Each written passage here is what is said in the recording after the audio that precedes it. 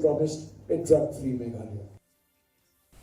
Chief Electoral Officer Frederick Roy Kharkongor has refuted reports which allege that TMC workers were responsible for Tuesday's clash in Phulbari.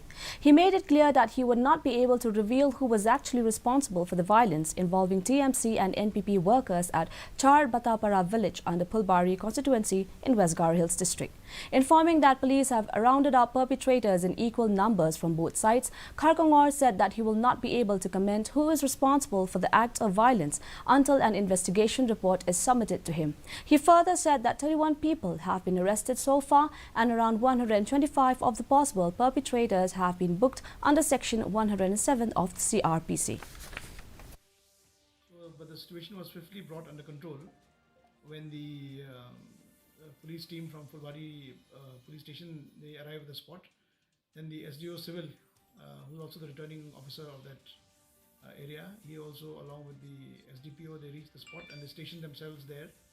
So in Phulbari, as you know, on the 7th evening, late at night, there was a report that there was a clash between the NPP and the TMC, whereby the local MDC was passing through the particular area, and then the clash broke out between the TMC and the NPP, in which there was a pelting of stones and some people sustained injuries. And as per the reports which we received, the situation is under control and there are no further incidents in that place.